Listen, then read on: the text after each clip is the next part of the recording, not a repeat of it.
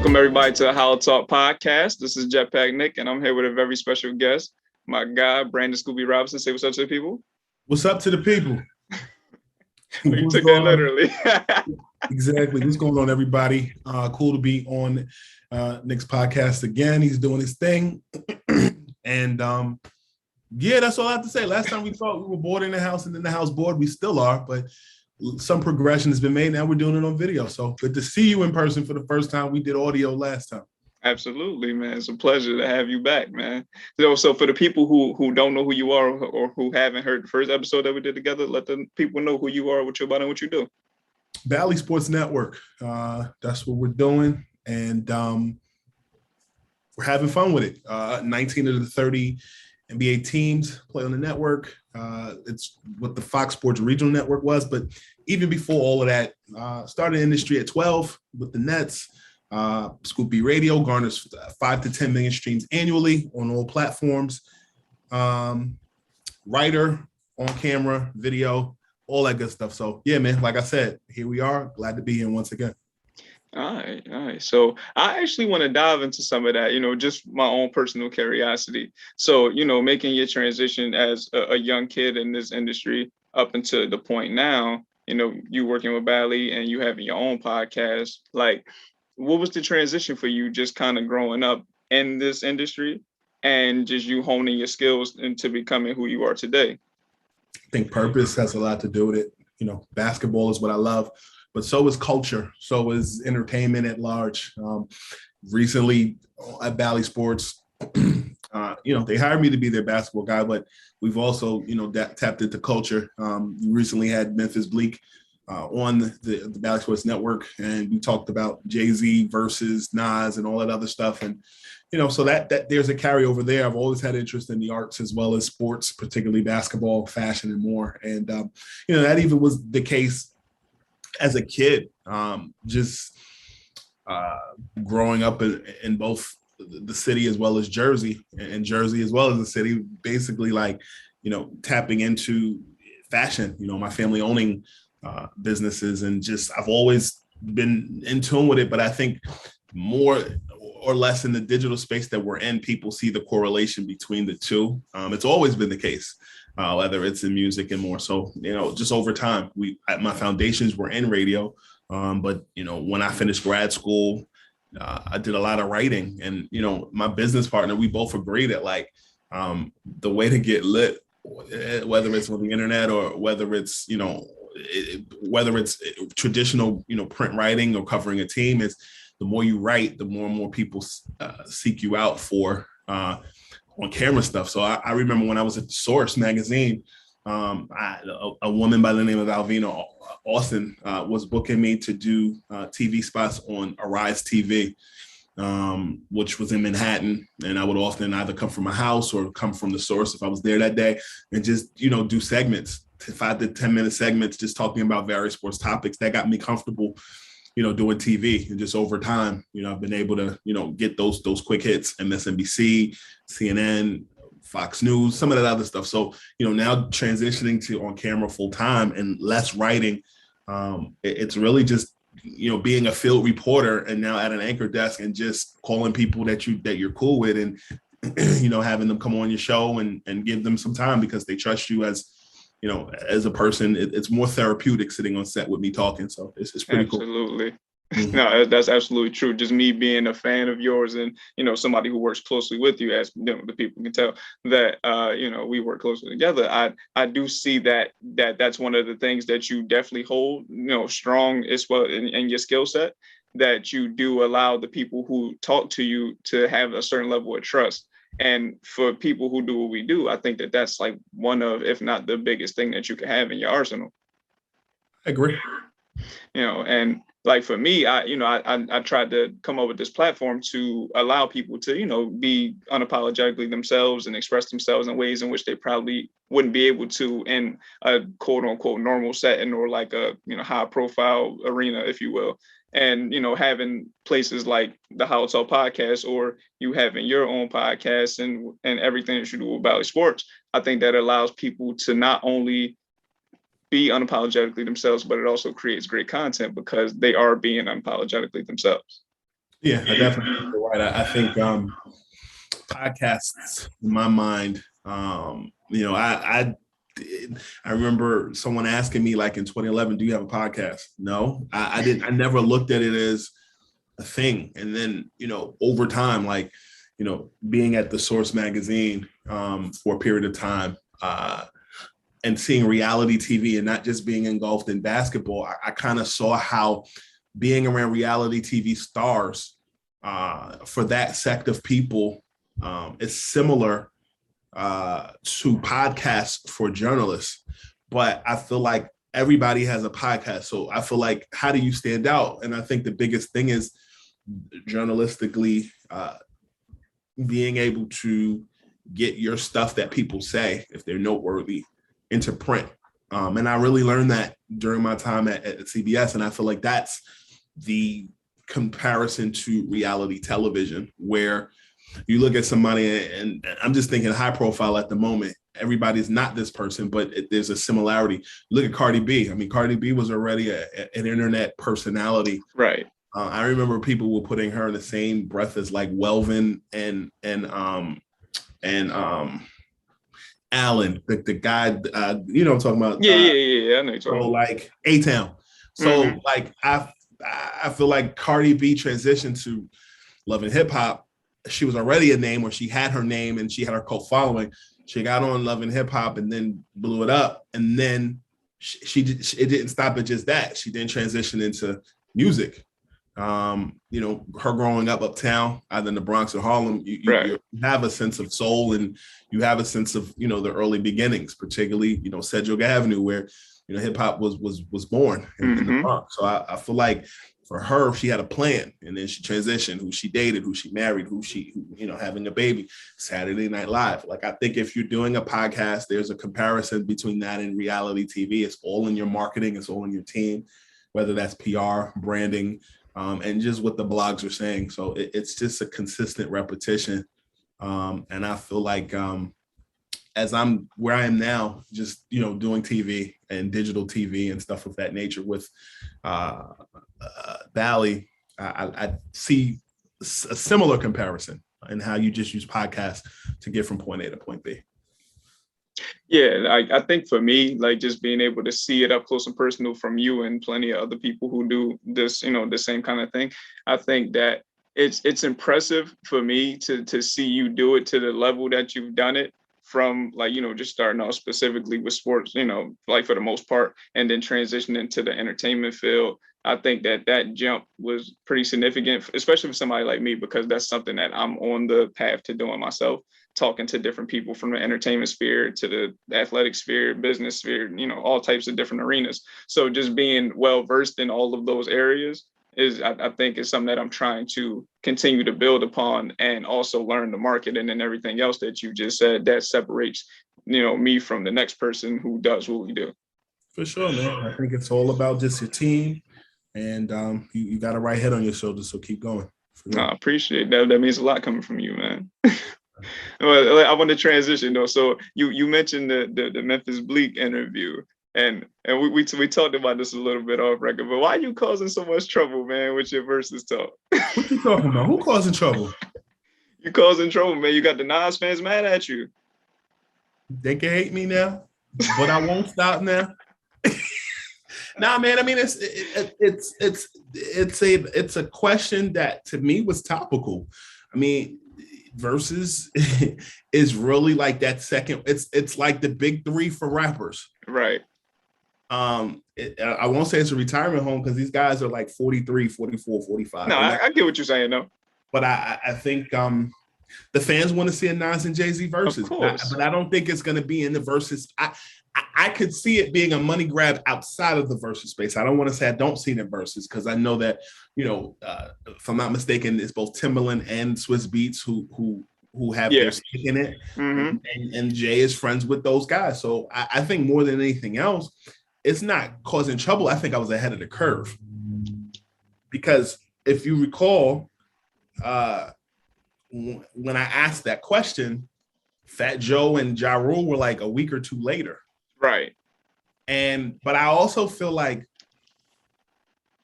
there's more to hip hop and more to hip hop battles than just New York. Of course.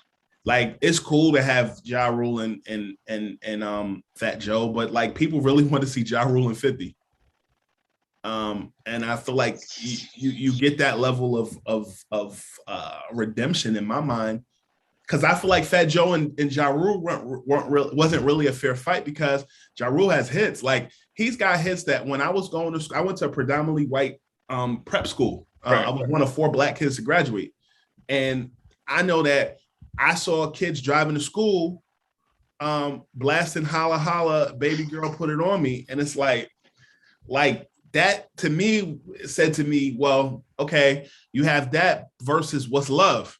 What's Love is cool, but you look at Fat Joe, you look at Ja, you look at Jada, who's I'm very happy for. Oh, absolutely. You look at just all those guys are contemporaries. That wasn't really a fair fight. 50 and Ja is a fair fight, because I feel like 50 looked at what Ja did and hated on him, or at least dogged him and like, you're corny, and he did the exact same things that Ja did and then some. And I think for somebody who grew up in Southside Jamaica, like, he not only watched Ja, he also had the front row seat to watch LL Cool J. True. So, I mean, I think at the end of the day, it's a conversation. If you want to call it picking a fight, sure. But I think it's a cookout conversation. And if you looked at my execution, I dropped that. I tweeted it like Labor Day weekend. So people were home. I knew what I was doing. So it was just a matter. So, you know, if you have Labor Day cookouts, that's a conversation that people were having. And it just went from the cookout outside to, you know, Twitter and Instagram. And just that to me would be cool. Memphis Bleak is Jay was right hand. So of course, if at the end of the day, him speaking on it is as close to the situation as possible. I think on my part, it was great marketing. Of course it was. I mean, shit, we're talking about it right now. But I want to know, well, me and the fans want to know, because you asked the question to Memphis Bleak, so I want to ask you the question. Jay and Nas do a versus. Who wins, according to you? I don't know. I think it's interesting, though, that you bring that up, because, you know, when I spoke with Memphis, I asked him who was his equal, and he said, you know, someone like Biggie. Right. So, you know, Biggie's no longer here, God rest his soul. But Biggie alive only put out 1 album, and the second album he put out was after his death. Right. Versus is 20 hits, right? Yeah. 20 songs. Yeah, but when I look at 20 songs, I look at 20 hits, not just any random 20 songs. I mean, I feel it. I mean, but, you know, in the arena versus, you know, certain songs hit different to different people. So therefore, the hits might not be the songs that hit the hardest, you know, a la Jadakiss. Listen, Jadakiss had songs with Big. Jadakiss had songs with Jay. Jadakiss had songs with Scarface. Jadakiss had songs with Fabulous, DMX, Eve, Mariah Carey, Jennifer Lopez. So Mary J. So as much as we looked at the Lox as a group, number one, I feel like Jada was. Listen, you can't say nothing bad to me about Jada, but no, me neither. But Jada's top 5. Jada could have took on Dipset by himself. I don't feel like that Lox Dipset battle was a fair fight, because I feel like the only person in Dipset that could legitimately compete with Jada solo is Cam. For sure. Cam has longevity going back to the 90s, being around Big L, being around Biggie, being around Pac, being around Jay. Not just being around Jay and signed to Rockefeller, but being a peer of Jay, to the point that him and Jay was beefing. So I don't think that was a fair fight. But as I said, I like Sheek Louch. I like Styles P. I'm glad to see them get their just due, because the shiny suit thing with Bad Boy was never their thing. And I think it's a lesson in being independent and knowing your value, and a testament to getting out of your deal with Puff because of things that people have said about him business-wise for years. Right. It's not my experience, but at the end of the day, I have to put those disclaimers out there now because people watch. But no, for sure. At the end of the day, though, I think that Jay and Nas is a fair fight. I think that I think like if you look at Dipset, to me, G Unit is more of a equal battle. If you look at Rockefeller as a group, Bad Boy and Meek, Memphis Bleak touched on that. He feels like their comparison or their equal is Bad Boy, and if DMX was still alive, Rough Riders would be Rockefeller's equal. Absolutely. So, certain people, like I feel like Fat Joe and like Nelly, but even Nelly, that's not even a fair comparison because Nelly had hits too, not just on a hip hop level, on a country music. No, for sure. So it's different. No, I mean, I don't know. I think when we talk about these artists and talk about 20 songs, some people forget.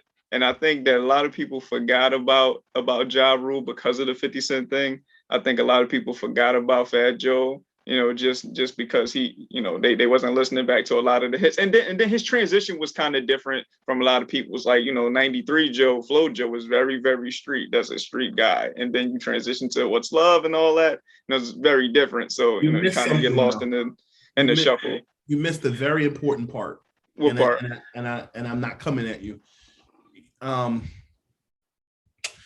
Fat Joe is beloved in the Bronx in a way that is only comparable because I spent some time in Slauson to Nipsey, but not in the same way.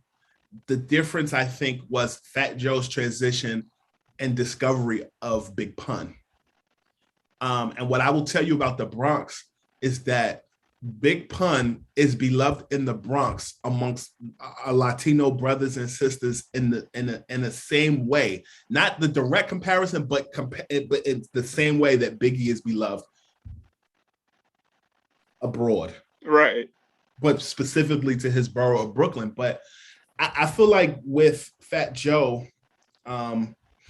his significance, and it gets messy just because of what's transpired politically between he and Big Pun's family, right, is that he, from all I've heard and that I know, he is been or was instrumental in managing Pun, discovering Pun, putting money towards him, and all that goes with that.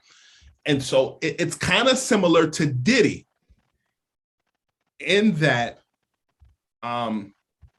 Big was the talent, Diddy was the A&R and the manager.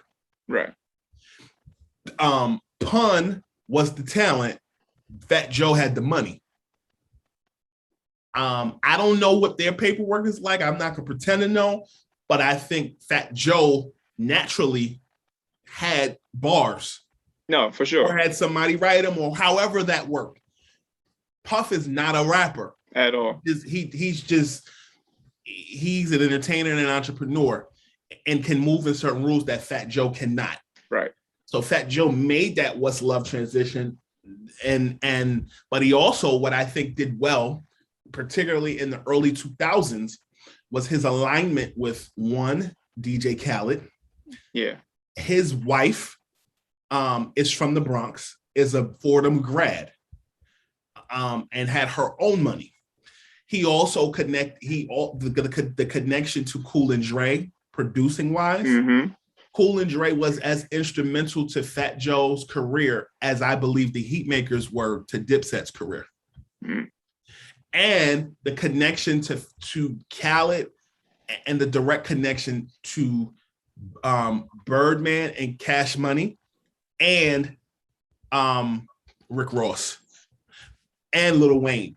So I feel like there's a lot of stuff that Joe meshed well with that era last decade. Absolutely. Not just What's Love.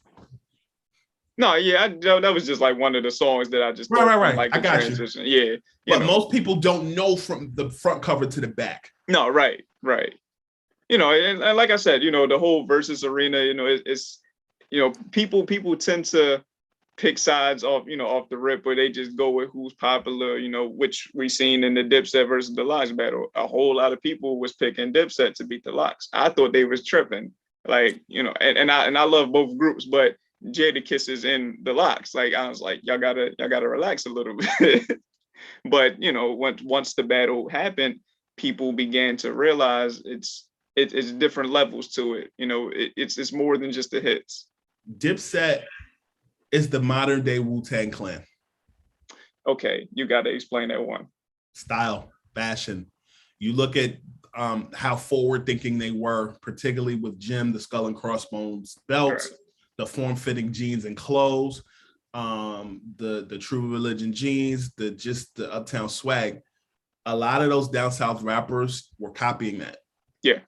So if you look at like how we dress now, 2005, 2006 was like a transitional period, because if you remember, people was wearing the polos. They were, even like in Philly, people were wearing the capri shorts with the Air Forces or the shells. Like Jimmy, when he was on those Smack DVDs and all that other stuff, and he was making his mark and then transitioning into reality TV with Chrissy doing Love and Hip Hop. I feel like Jimmy was ahead of his curve, while people were still trying to, ahead of the time when people were still trying to figure out whether they were going to wear baggy clothes, right, or form-fitting clothes. And so that's the standard. When you look at Wu-Tang Clan and their cult following in Shaolin, the merchandise, the swag, you look at Ghostface Killer, how he was talking. I'm willing to say that his lingo and the way he talks, when I talk to him, it makes me feel like a East Coast version of talking to E40. I understand that. I get that. But I just think that cult following for Dipset is so similar, because I think that, you know, even Cameron wearing pink and the pink Range Rover, the pink like Lambo. I mean, people weren't checking for Pharrell like that when he was wearing the pink polo and when Kanye was doing it. But when Cam did it, it stood out. It's a Harlem thing. And I think at the end of the day, the way that those guys move, it reminds me of Wu-Tang. You may disagree. That's my personal opinion, but no, I agree in that sense, as far as like, you know, just what they brought to the culture, as far as, you know, being able to talk a different way or dress a certain way or whatever that case may be. But, you know, when you say that, you know, real avid hip hop listeners are going to be like, I don't know, you know, we got about 2 or 3 guys in our top 10 from Wu-Tang. We don't got nobody in our top 10 from That's the difference.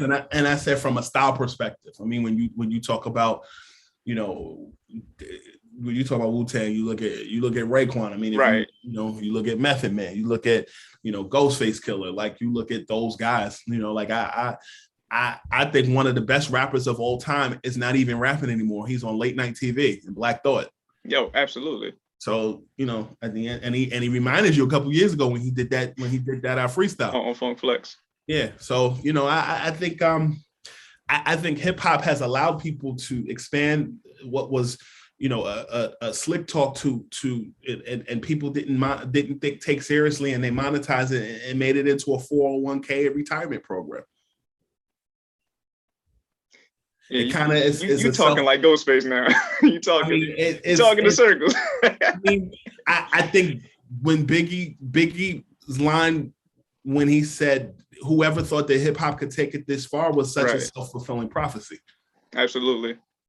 You know, you like at least for me, you know, as a kid growing up listening to hip hop, you know, throughout my entire childhood up until this point, like I would have never even like thought that, like, to see so many like so many transitions of hip hop, even in my 23 years of living. Like, you know, I go from you know, early 2000s, late 90s, early 2000s, DMX, 50 Cent, you know, all those guys, and going into the mid 2000s, you know, like Lil Wayne really becoming that guy, and T.I. and the South rappers coming up. And then, you know, transitioning into that, you got the Drakes and Nickies, and then transitioning into that, you got the mumble rappers, and it's kind of going back to lyrical rap. Like, it's so many transitions within that small amount of time. It's like something that you don't see in a lot of different arenas or mediums. You know, hip hop is one of those things that's like, it's true to what it is, always and forever. It's always going to be evolving. It's always going to be changing. There's always going to be being the front runner for the culture. You're right. Yeah, I mean, I learn from you, man. I learn from you, so I have no choice but to be right. There you go, my man.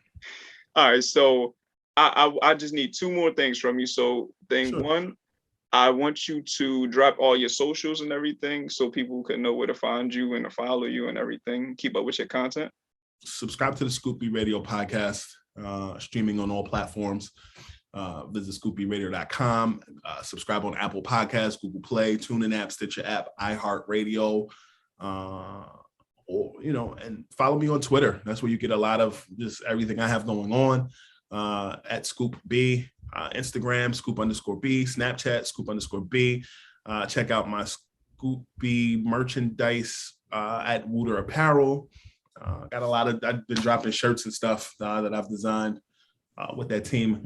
Master P, Kawhi Leonard, and others are also partnered with Wooter. So, just staying busy, getting ready for the season. No, yeah, I feel you. Oh yeah, actually, let's get into that real quick if you got some time, real quick. So, who you like for the NBA season? Who's winning the chip in Scoop B's opinion? It's very early. I mean, you look at the Nets, you look at the Lakers; those are the favorites for many people. But the Bucks are still the champs, and you got to respect that. The Nets and the Lakers. Even the 76ers, particularly what's going on with Ben Simmons, definitely make headlines. But, at the end of the day, it's still very early. And we saw this last year that who we all thought wasn't even an equation. It was the Phoenix Suns and the Milwaukee Bucks in the NBA. Right. So, I hate predictions, but I'll say that I'm excited for the season. And, we'll see what happens. But even with the Clippers, with Kawhi being out, Paul George is going to have to carry over from what he did in the playoffs, right? And he impressed me a lot, specifically defensively and offensively against the Jazz, and throughout the whole series. You look at the Mavericks. Luka Doncic has a person who thinks like him or played like him as in the head coach in Jason Kidd. Yeah. I think there's a lot of great storylines that are going into the season, and that's it. Come on, man. I'll be looking for the real Scoop B on Twitter type answers, man.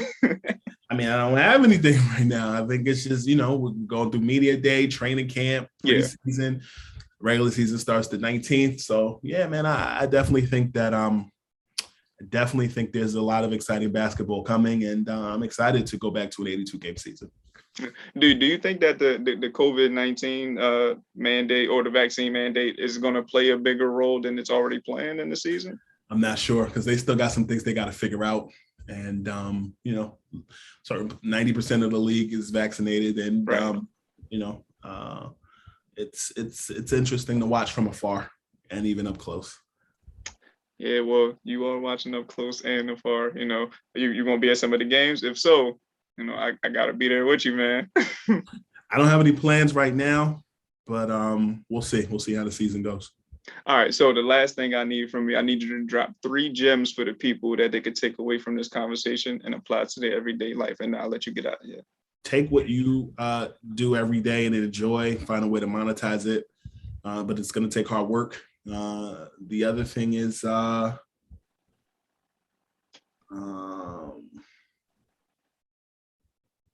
that's all I really have. I mean, typical things that I like to tell people is, don't take no from someone who's not qualified to tell you yes. I think in today's day and age, it's constant critique, comments in real time. And if you're not used to that level of scrutiny, growing up or wherever, but you also got to take people's criticism and see if there's any truth to it and apply it to be better. Like, to me, that's free game. Absolutely. And then lastly, you're the man in quotes, man. Find ways to just to consistently be innovative without breaking your neck. This industry is all about. I remember Kenny Smith said this to me a few years ago. It's even though you have social media is nothing more than just the display window in front of whether it's a donut shop and you smell the donuts being cooked, or the sneaker store where you have the shoe and display. But the game is still shaking hands and kissing babies, who knows you, and just who represents you and gets your message out there and amplifies it. So the game is the same. It's just new media. We've gone from, Nintendo to PS5, and Xbox Series. What is it? Series S or Series X? I'm a PlayStation player. it's still a video game. It's just better graphics and just adjusting to the times. The game is the game, right? Game is the game. All right. Well, with that being said, I'm going to let you go. I want to thank all the HolloTalk Podcast listeners and supporters for supporting us through and through. I want to thank my brother, Brandon Scooby Robinson, for coming back on the HolloTalk Podcast and dropping some game, dropping some gems, dropping some knowledge. I always appreciate that. And I wish you the best of luck with the upcoming season and everything else that you got your hands on. You too, my brother. All right. Take it easy. Amen.